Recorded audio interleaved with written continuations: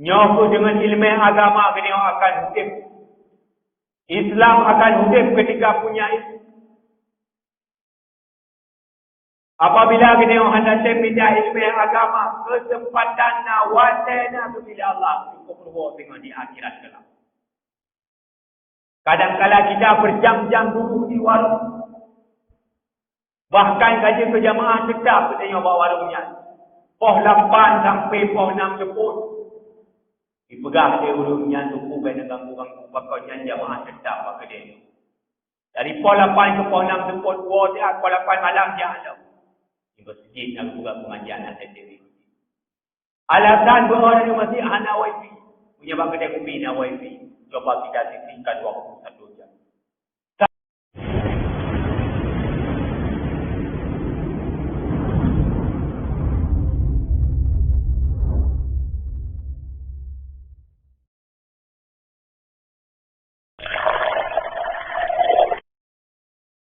Assalamualaikum warahmatullahi wabarakatuh.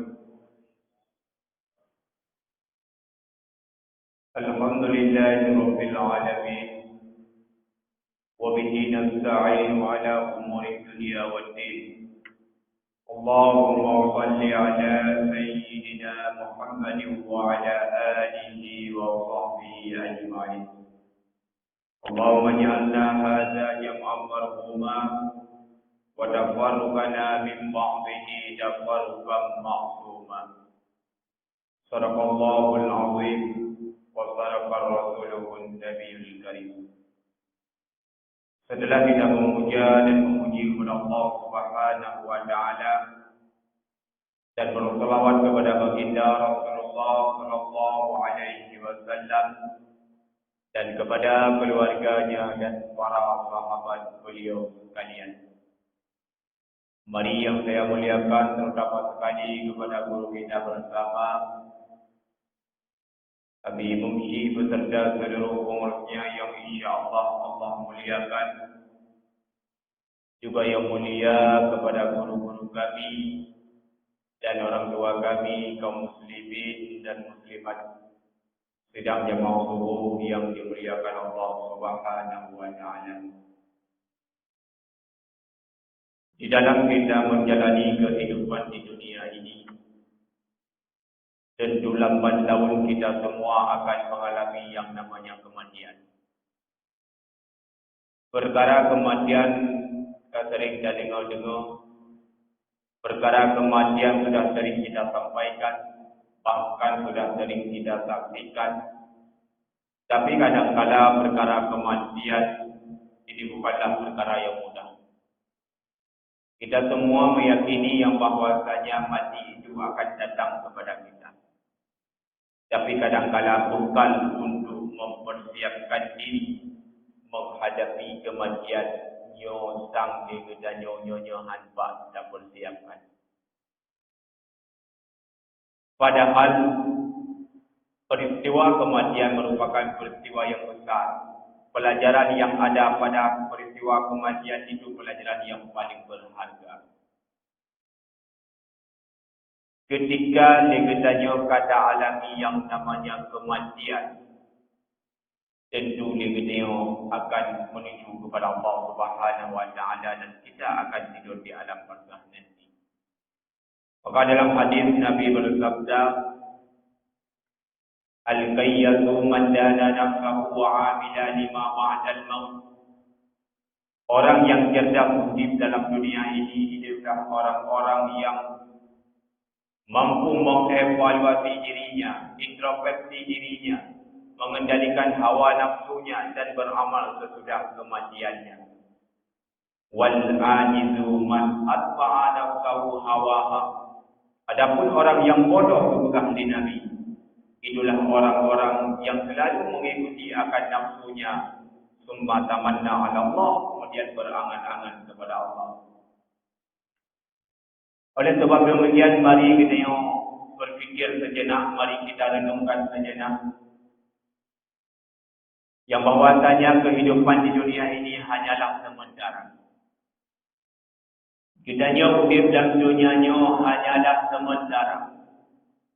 Maka kedannya bersampai lalu dengan kehidupan yang sementara kita lupa akan kebahagiaan yang sebenarnya. Sebagaimana yang telah disampaikan oleh Ketua BKM tadi yang bahawasanya kita khususnya laki-laki agar salat di masjid. Karena ketika kita salat di masjid maka kita akan mendapat pahala jamaah. Juga di masjid-masjid kita ada pengajian-pengajian, mari kita ikuti. Sampai dia katanya tengah wadai kata tu dia ada kursi roda.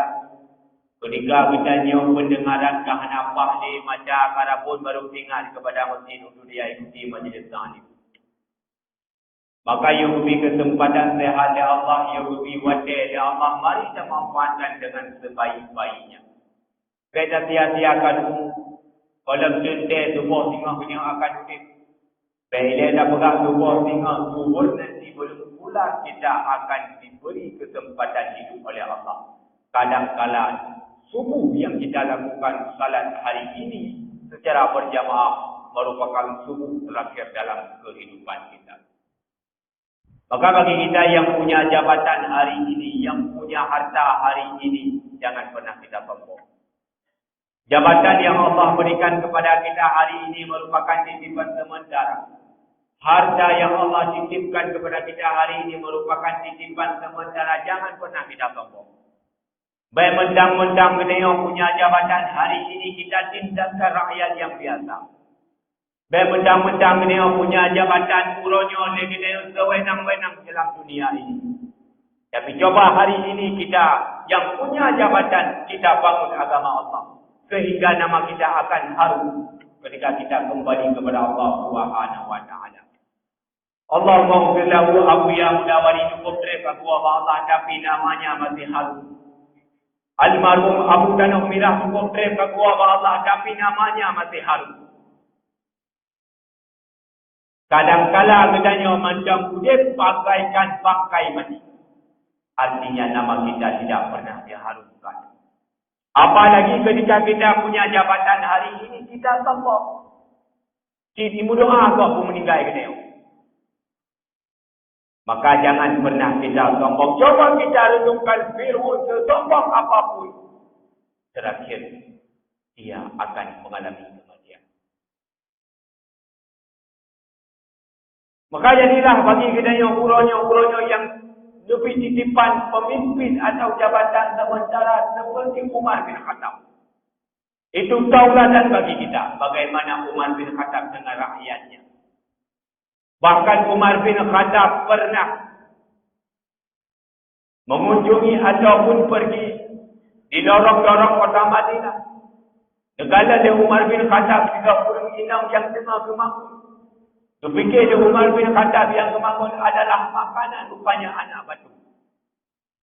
Waktu ini kalanya ditamanglah Umar bin Khattab. Kemudian dia pegang di kurung inang Tuhan tersebut. Yang bahwasanya wahai jamaah Allah yang hanya diundang bak malamnya. Uranya kamu kebiarkan lagi oleh pemimpin kamu. Anak kamu dalam keadaan yatim hanya terpakai. Nyo semata-mata adalah Umar bin Khattab selaku pemimpin kita zalim. Ada kedua orang inang tersebut yang bahwasanya di hadapan itulah Umar bin Khattab. Mubrok-brok ibadah Umar bin Khattab. Pak berfikir dia. Bahawa dia tidak buang pegah Aslam. Gada ajudan tu. Tapi jaga hati kata wahai Aslam tak tunduk dalam neraka Allah. Gada perpanjangan tangan tu. Sebutkan kata tak kala rakyat-rakyat tu punah yang kasih. Tak kala rakyat-rakyat tu anu-anu yang dalam kampungnya punah yatim. Tapi kata wahai Aslam tak tunduk dalam neraka Allah. Kitanya umurnya berubah-ubah dari kepemimpin. Silahkan. Tapi ingat bertanggungjawab di hadapan Allah. Apabila kitanya umurnya yang lebih jabatan dari Allah. Yang mampu untuk boleh kita bangun agama Allah. Apabila anda menghukum dengan hukum Allah. Maka pres atau Allah dengan dia milik kiamat. Hidupnya aja kita yang tak kiri, kita tak kiri kita. Hidupnya aja kita tak minta alasan mana boleh. Tapi di akhirat tengok kita akan lepas daripada ayat Allah.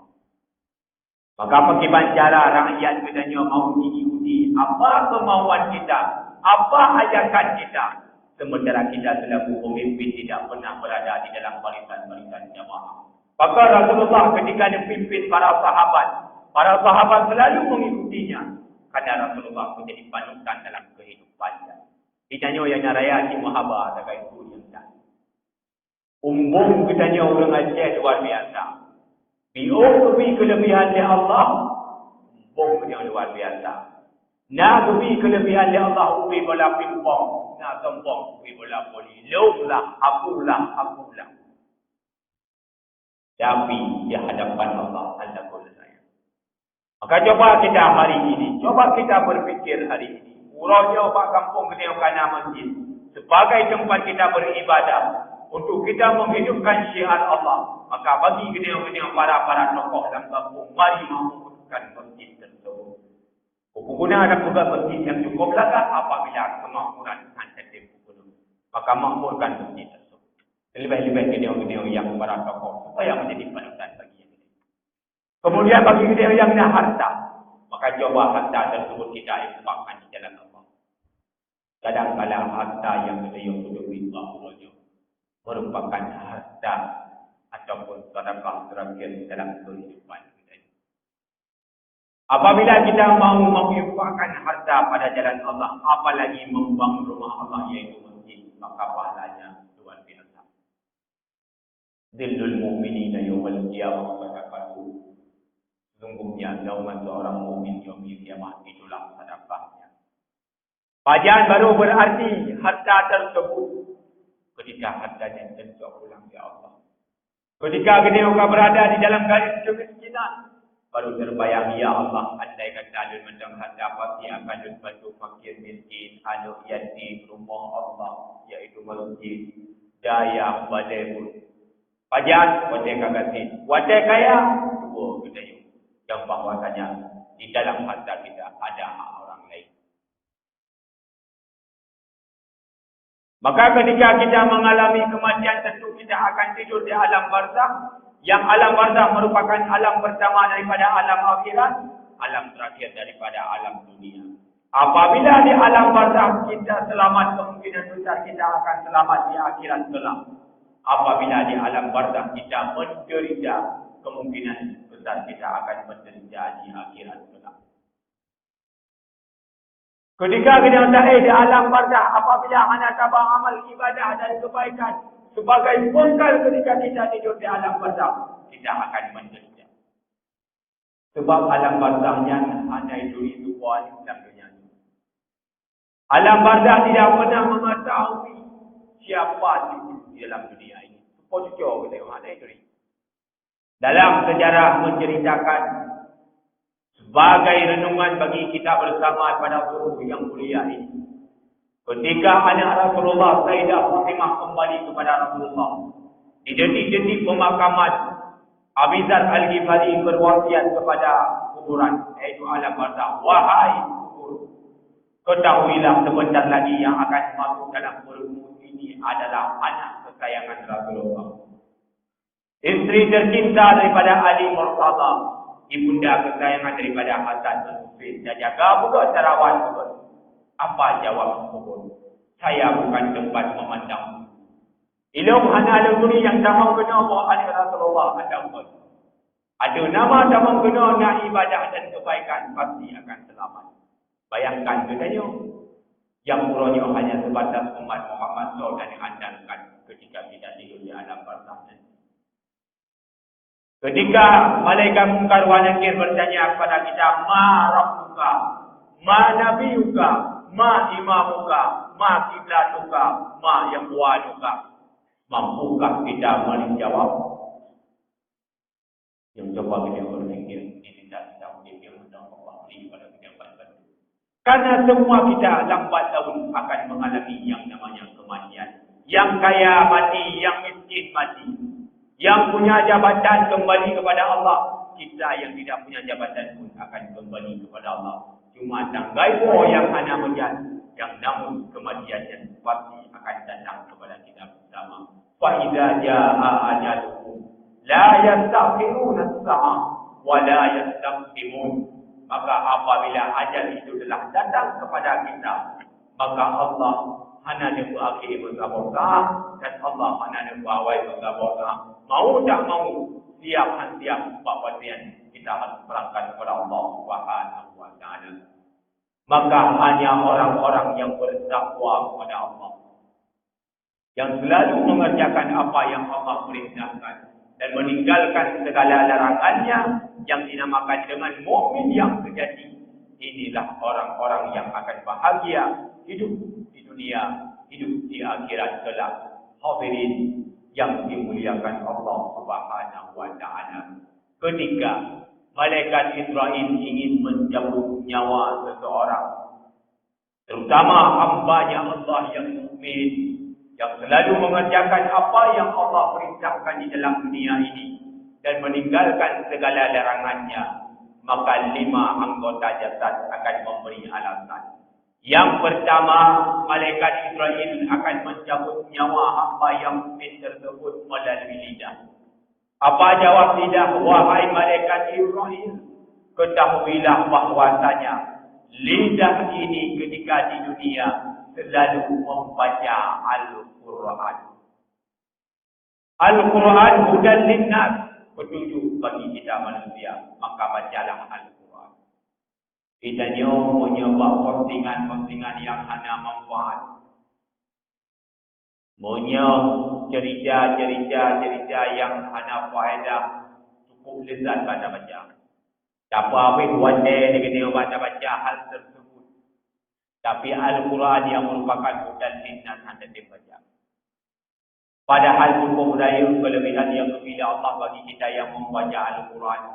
Di antaranya ada Nabi yang bahwasanya bacalah Al-Quran fa innahu ya'ti yaumil qiyamah, maka bahwa sesungguhnya di hari kiamat kelak syafi'an li ashabi akan memberi syafaat bagi orang yang membacanya. Al-Quran diturunkan di dalam bulan suci Ramadan. Bukan berarti dalam bulan Ramadan anda bisa baca Al-Quran. Di luar Ramadan anda dibaca.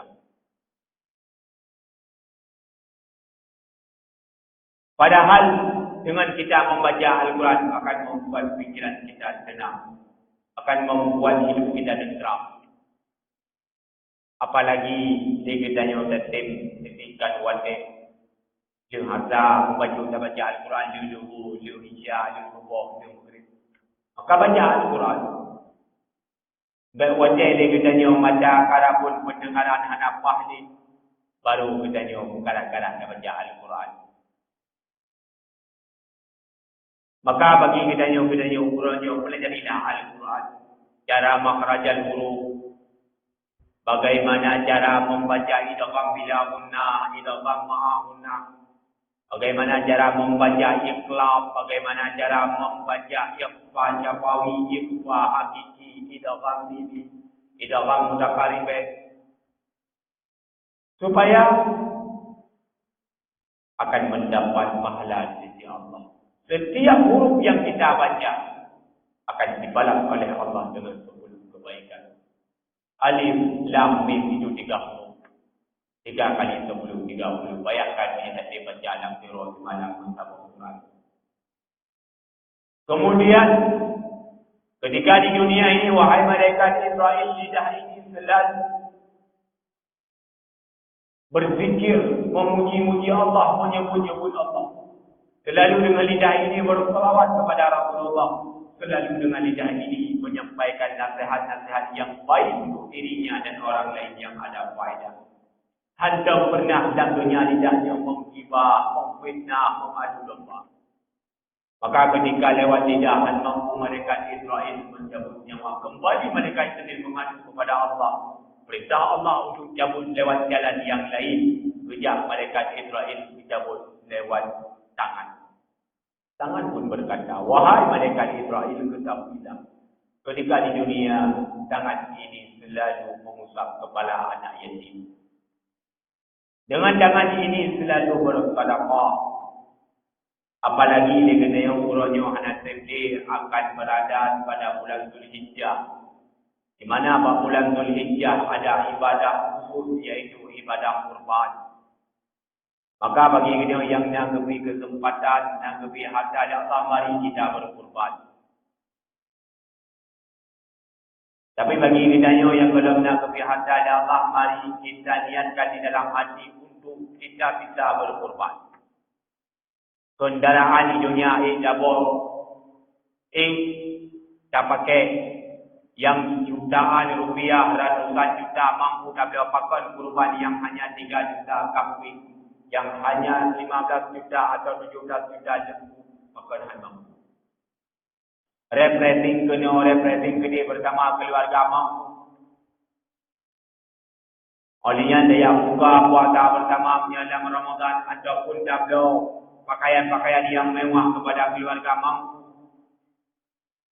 Tapi coba hari ini kita yang merupakan kurban itu kenderaan kita di akhirat. Mari kita sisihkan uang untuk berkurban. Karena dengan kita berkurban merupakan perkara untuk mendekatkan diri kita kepada Allah. Karena antara salat dengan kurban itu merupakan dua ibadah untuk mendekatkan diri kita kepada Allah. Dengan tak tabung bacun tanpa rasa yang mampu untuk berkorban.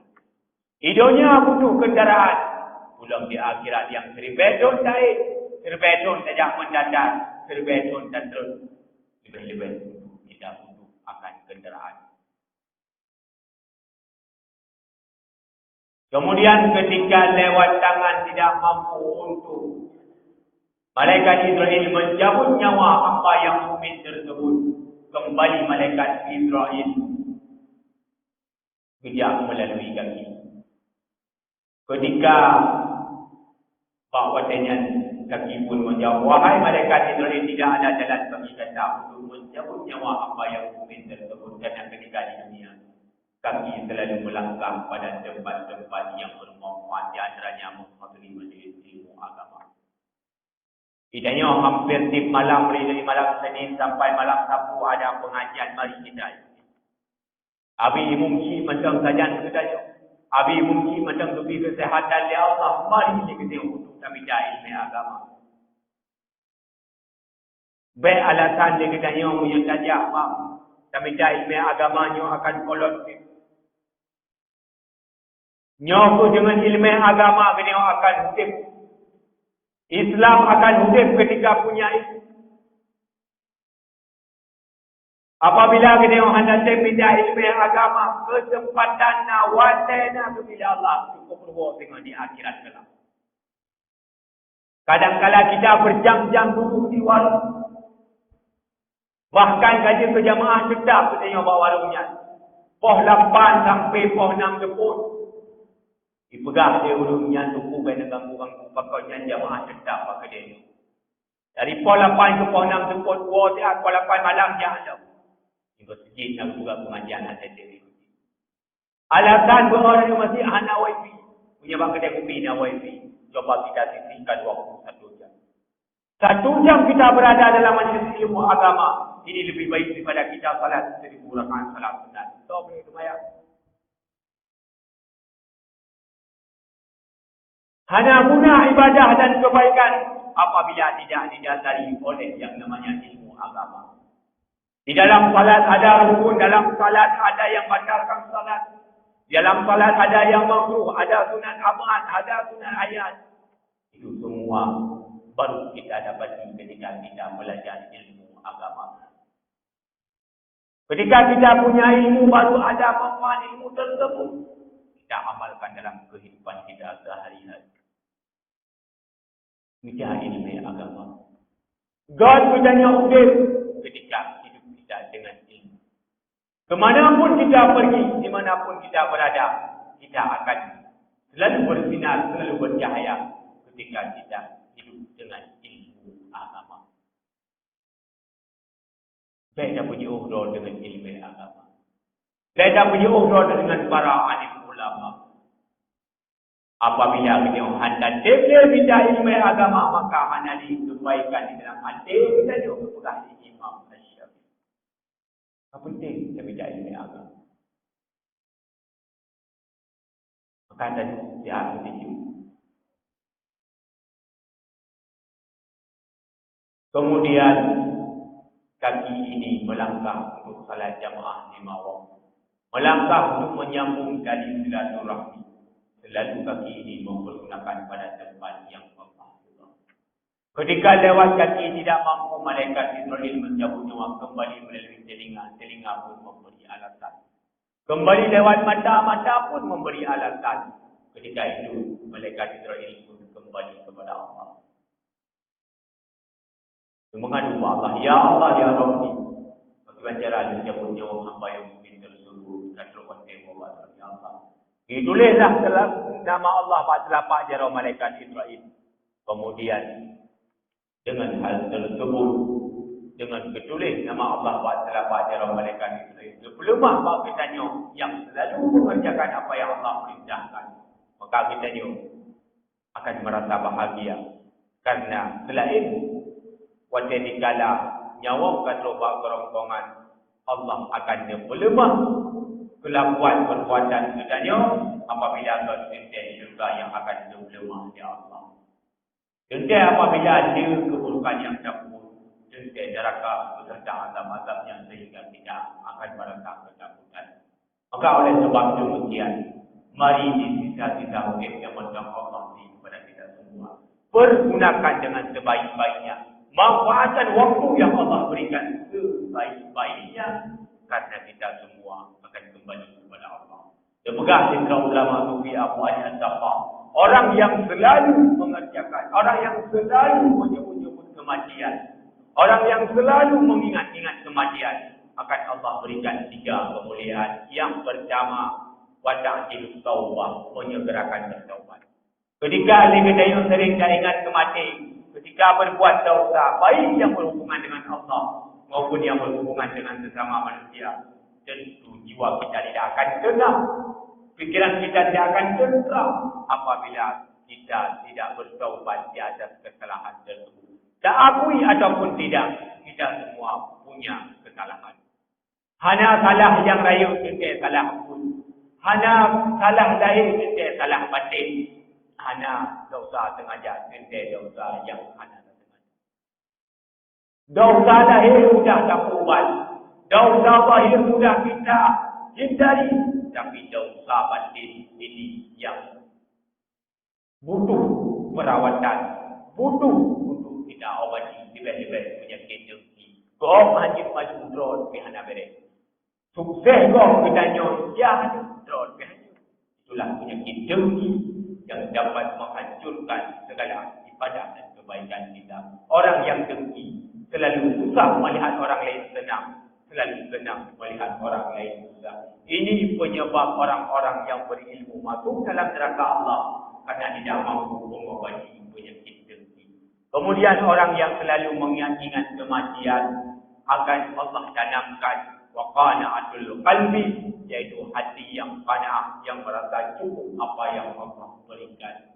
Yang ketiga, orang yang selalu mengingat-ingat kematian akan Allah berikan kemuliaan, yaitu walisyatu fil ibadah, semangat dalam berbuat ibadah. Kadang-kadang ibadah tersebut merupakan ibadah yang terasa dalam kehidupannya.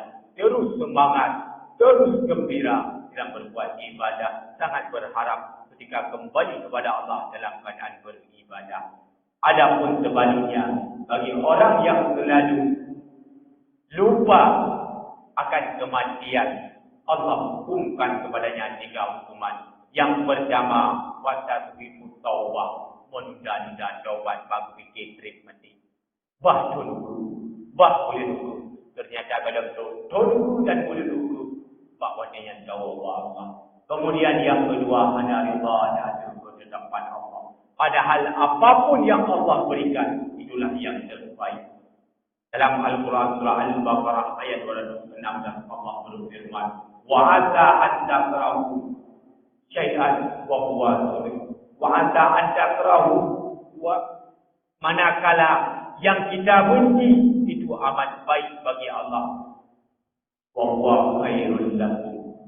Wa asa an tuhibbu syai'an wa huwa syarrul lakum. Manakala yang kita cintai Kadang-kadang itu amal buruk bagi Allah. Wallahu ya'lamu wa antum la ta'lamun. Allah lebih berdebu sementara kita ini manusia hanya terdebu. Apapun yang Allah berikan itulah yang terbaik. Apabila aku diberikan hanya ridha di atas hadapan Allah, hanya dan syukur di atas nikmat Allah, hanya sabar di atas ujian Allah. Dalam hadis kursi Allah diancam diutubi daripada Allah dan diberikan Tuhan selain Allah.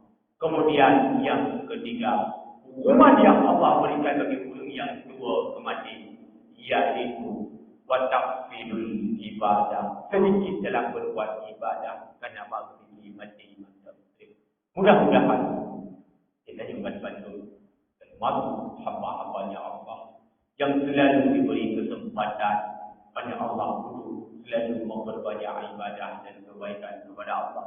Buruh beliau dalam sabi-sabi untuk berbuat ibadah dan kebaikan kepada Allah. Jadilah kita sebagai hamba-hambanya Allah yang selalu bertaubat kepada Allah dengan taubatan nasuha, sehingga ketika kita kembali kepada Allah pada suatu masa nanti, kita akan kembali dalam keadaan selamat iman dan dalam keadaan husnul khatimah sebagaimana harapan dan doa kita bersama. Amin ya rabbal alamin. Demikianlah barangkali yang dapat saya sampaikan dalam waktu yang singkat ini. Hanya guna agaklah apa-apanya apabila anak panjang jaringan kedua. Mudah-mudahan menjadi jamu dan peringatan bagi saya yang menyampaikan, juga menjadi renungan pelajaran serta ilmu tambahan bagi kita bersama. Terima kasih atas segala perhatian. Mohon maaf atas segala kesilapan, kejanggalan dan serba kekurangan lainnya. Wabillahi taufiq wal hidayah. Assalamualaikum warahmatullahi wabarakatuh.